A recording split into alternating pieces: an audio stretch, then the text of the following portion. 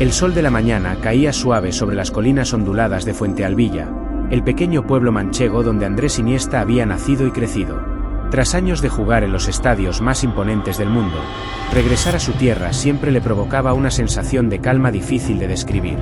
Caminaba por las calles estrechas, saludando a vecinos que lo habían visto desde niño correr detrás de un balón. Aunque era una figura mundial, allí seguía siendo el Andrés de toda la vida, el muchacho tímido, humilde, hijo de José Antonio y María Luján. Aquel día, sin embargo, la tranquilidad del lugar se vio alterada por un murmullo constante en el mercado de la Plaza Mayor. Entre los puestos de frutas, quesos manchegos y aceitunas, se repetía una misma frase: «Ya donaste al Fondo Iniesta para los niños pobres». Andrés frunció el ceño. Él nunca había creado ningún fondo con su nombre en el pueblo. Intrigado, decidió acercarse disimuladamente a un grupo de mujeres mayores que charlaban animadamente junto a un puesto de verduras. «Dicen que con lo que se recauda van a construir un centro para los pequeños», comentaba una de ellas, con la voz cargada de ilusión. «Yo ya puse mis ahorros de la pensión, aunque sea poquito», añadió otra. «Si es de Iniesta, seguro que llega a buen puerto». Andrés sintió un nudo en la garganta. Su gente, la de siempre, estaba entregando lo poco que tenía confiando ciegamente en él. Se acercó un poco más, tratando de no llamar demasiado la atención. Entonces escuchó a una anciana, doña Carmen, que apenas podía sostener las bolsas de compra, decir con voz entrecortada: «Yo también di lo que pude, pero ya han pasado semanas y a mi nieta, que necesita medicinas, no le han dado nada. ¿Será que se retrasaron?». El corazón de Andrés se encogió. La duda se había sembrado, y sin embargo, la fe en su nombre mantenía viva la esperanza de muchos. Supo en ese instante que algo estaba mal. Muy mal. Ese mismo mediodía, mientras almorzaba en la casa familiar, decidió comentarlo con sus padres. Su madre lo escuchaba con preocupación, y su padre, con gesto serio, le dijo: «Andrés, tu nombre es un tesoro. Si alguien lo usa para engañar, no solo roban dinero, roban confianza. Y la confianza aquí vale más que todo el oro». Las palabras retumbaron en su mente como un eco.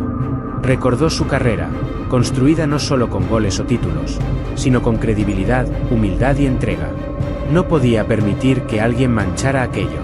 Al caer la tarde, caminó de nuevo hasta la plaza, donde vio un pequeño grupo de jóvenes repartiendo panfletos. En ellos se leía: «Fondo de Caridad Andrés Iniesta dona por los niños de España».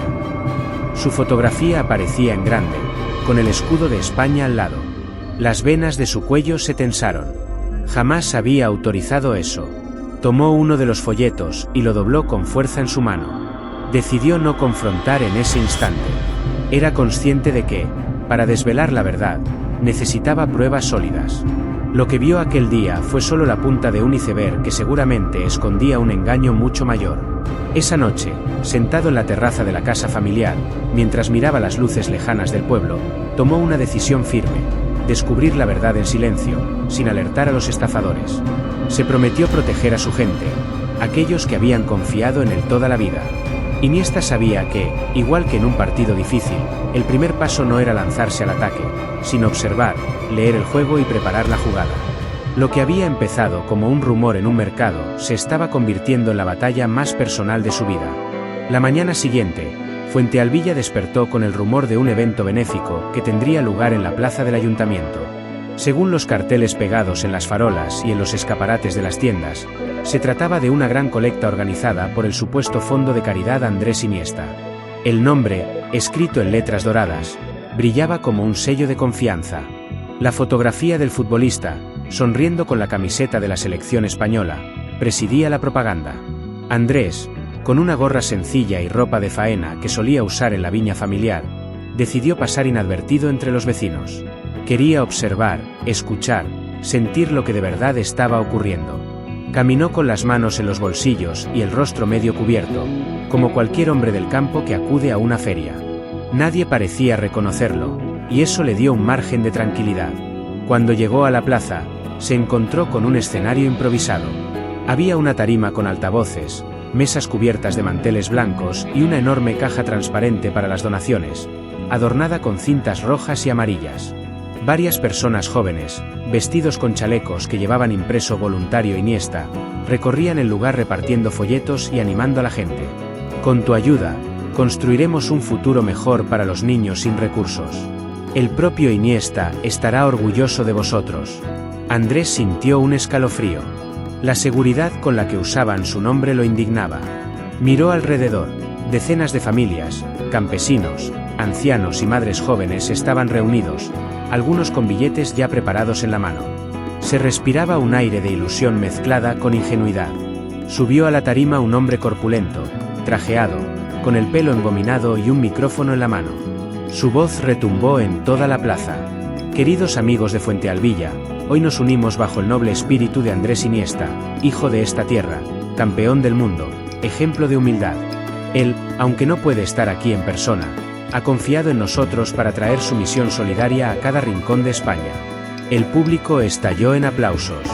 Andrés, entre la multitud, apretó los dientes. Aquella farsa estaba perfectamente diseñada. Mezclaban verdad con mentira, usando su origen, su fama y su imagen para reforzar el engaño. El hombre continuó.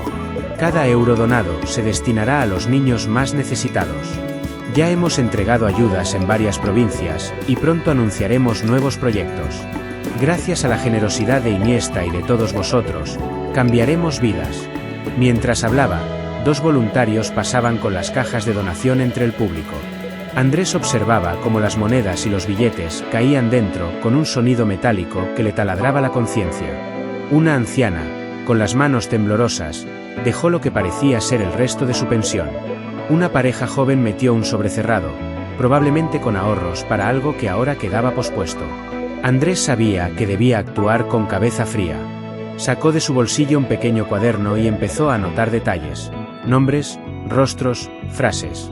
Cada gesto era una prueba. Llevaba también un teléfono que le permitía grabar discretamente. Registró los discursos, los letreros, los movimientos sospechosos de algunos organizadores que, en lugar de estar con la gente, se apartaban para contar dinero en una mesa lateral. De repente, una voz detrás de él lo sobresaltó. ¿Y tú, amigo? ¿Ya donaste? Era un joven voluntario que le ofrecía un folleto. Andrés sonrió con timidez, fingiendo un acento más rudo, y respondió: «Claro, lo haré ahora mismo». Sacó un billete y lo introdujo en la caja, asegurándose de que el joven lo viera. No quería levantar sospechas. El evento se prolongó con testimonios de supuestos beneficiarios. Una mujer subió al escenario, con lágrimas en los ojos, dijo: «Gracias al Fondo Iniesta, mis hijos comieron el mes pasado. Nunca lo olvidaremos». Andrés sintió un puñal en el pecho. Sabía que era un testimonio falso, montado para emocionar al público. Lo había visto antes en las noticias sobre estafas, actores contratados para legitimar un fraude. Al finalizar, el hombre trajeado anunció con orgullo: «Hoy hemos recaudado más de 20.000 euros. Sois un pueblo ejemplar. Iniesta estará feliz de ver lo que hacemos en su nombre». La multitud aplaudió de pie. Andrés, en cambio, bajó la cabeza y apretó los puños. Caminó despacio hacia un callejón lateral, lejos de la algarabía, y respiró hondo. Sentía rabia, impotencia, pero también claridad. Ahora tenía pruebas, y sabía que debía seguir el rastro. Horas después, mientras el pueblo regresaba a su rutina, Andrés siguió discretamente a dos hombres que transportaban cajas con dinero hacia una furgoneta blanca. Tomó fotografías rápidas y memorizó la matrícula. No podían imaginar que aquel campesino que caminaba a unos metros era el verdadero Andrés Iniesta, dispuesto a desmantelar todo su montaje. Al regresar a casa, revisó las grabaciones. En la pantalla del móvil se veía claramente el cartel con su rostro, las palabras grandilocuentes del presentador, la caja llena de billetes. Era suficiente para comenzar, pero no para acabar con ellos. Necesitaba descubrir la estructura completa, quién estaba detrás y cómo operaban en otras ciudades. Miró por la ventana, hacia las viñas que crecían silenciosas bajo el cielo manchego. Allí había aprendido de niño que la paciencia es tan importante como la pasión. Igual que en el fútbol, antes de dar el pase definitivo, había que esperar el momento justo. Aquella noche, antes de dormir, anotó en su cuaderno: investigar más. No basta con indignarse. Mi gente merece justicia. La calma de la madrugada en Fuentealbilla apenas fue interrumpida por el canto de los gallos. Sin embargo, en el interior de la habitación de Iniesta, El silencio estaba cargado de pensamientos y planes. Apenas había dormido. Cada vez que cerraba los ojos veía a doña Carmen, la anciana que había donado lo poco que tenía, o al hombre de manos curtidas que entregó sus ahorros creyendo en su nombre. La rabia hervía en su pecho, pero también la claridad. Si quería proteger a su gente, debía llegar hasta el fondo del asunto. Durante el desayuno, su madre notó su rostro preocupado. «Andrés, hijo, ¿estás bien?». Él sonrió débilmente. «Sí, mamá, solo necesito ocuparme de algo importante». Salió con discreción, llevando en su mochila el cuaderno de notas, el móvil con las grabaciones y una gorra que le ocultaba parcialmente el rostro. Había decidido seguir el rastro de la furgoneta blanca que la tarde anterior transportó el dinero recaudado. Preguntando con astucia a algunos vecinos, averiguó que la vieron dirigirse hacia la carretera que conecta con Albacete. Tomó su coche y condujo despacio, evitando llamar la atención. Tras una hora de trayecto, divisó a lo lejos el mismo vehículo estacionado en las afueras de un polígono industrial semidesierto. Aparcó a una distancia prudente, bajó la ventanilla apenas unos centímetros y observó. Varios hombres descargaban cajas y las introducían en un almacén de fachada gris. No había rótulos ni señales, solo una puerta metálica con candado. Andrés sintió un cosquilleo en el estómago. Aquello no era improvisado, era una operación organizada. Sacó su cámara y comenzó a tomar fotografías. Esperó pacientemente. Cuando los hombres se marcharon en otro coche, aprovechó para acercarse. La puerta estaba cerrada, pero por una rendija lateral podía ver un resplandor de luz. Con cautela, se deslizó por un pasillo oscuro hasta llegar a una pequeña ventana. Contuvo la respiración y miró hacia adentro. Lo que vio lo dejó helado. Dentro del almacén había mesas repletas de fajos de billetes, ordenadores portátiles, impresoras y pilas de panfletos idénticos a los que había visto en la plaza. Una mujer joven introducía datos en un ordenador, mientras otro sujeto revisaba un listado con nombres de pueblos. Era evidente, tenían una red extendida, planeaban replicar el fraude en distintas localidades, usando siempre su imagen. De pronto, escuchó pasos detrás de él. Un hombre corpulento apareció con un cigarrillo encendido. «¿Qué haces aquí?», preguntó con voz áspera. Andrés improvisó. «Buscaba la carretera, me he perdido». El hombre lo miró de arriba abajo con sospecha. «Aquí no hay nada para ti. Vete». Andrés asintió y se alejó con calma, aunque el corazón le latía a 1000 por hora. Sabía que había estado a segundos de ser descubierto. De regreso a su coche, escribió en su cuaderno: pruebas confirmadas, almacén central, dinero contado, impresoras, red organizada. Riesgo alto. Durante las siguientes jornadas, siguió observando en silencio. Desde la distancia, registraba las entradas y salidas de vehículos, fotografiaba rostros y matrículas, y anotaba cada movimiento. Descubrió que los cabecillas eran 3, el hombre trajeado que había hablado en la plaza, la mujer encargada de la logística y el corpulento guardia. Una tarde, escondido detrás de unos contenedores, presenció algo aún más inquietante. Los 3 líderes discutían acaloradamente. «Tenemos que mover el dinero ya, antes de que alguien sospeche», dijo la mujer, golpeando la mesa.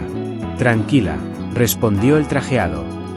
«La gente de los pueblos confía en Iniesta. Podemos exprimirlos un poco más antes de desaparecer».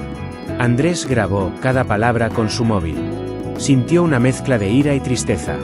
Usaban su nombre, su historia, para exprimir la bondad de su gente. De pronto, un ruido metálico delató su presencia. Uno de los hombres se giró y gritó: ahí fuera hay alguien». El corazón de Andrés dio un vuelco. Corrió por el callejón, saltó una valla y se escondió entre los arbustos. Escuchó voces, pasos apresurados y linternas buscando en la oscuridad. Permaneció inmóvil, conteniendo la respiración, hasta que los sonidos se desvanecieron. Aquella noche, de regreso en Fuentealbilla, comprendió la magnitud del peligro. Ya no se trataba solo de fraude. Era una organización dispuesta a todo para proteger su negocio. Él, por investigarlos, se había convertido en un objetivo.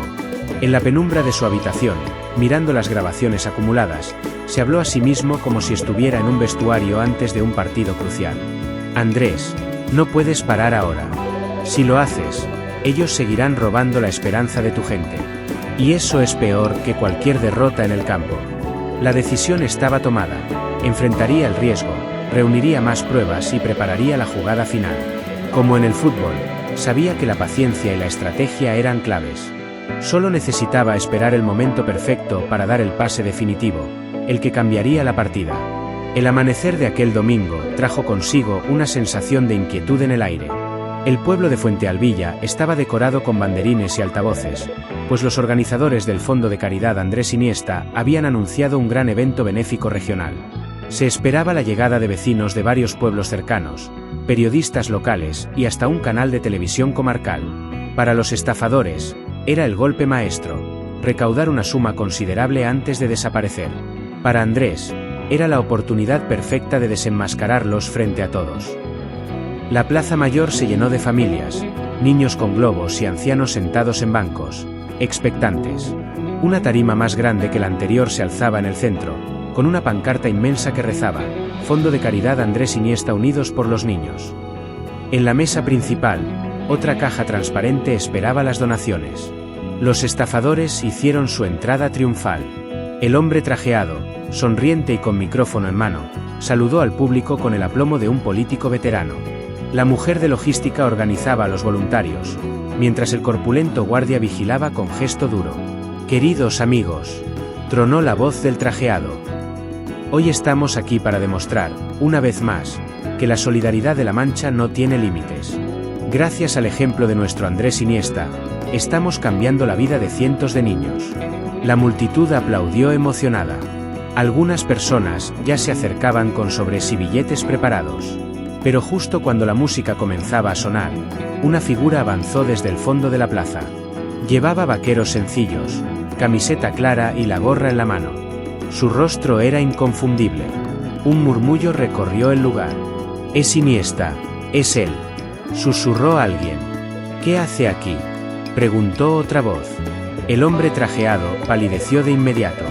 La mujer de logística abrió los ojos con sorpresa, y el corpulento guardia se tensó como un resorte.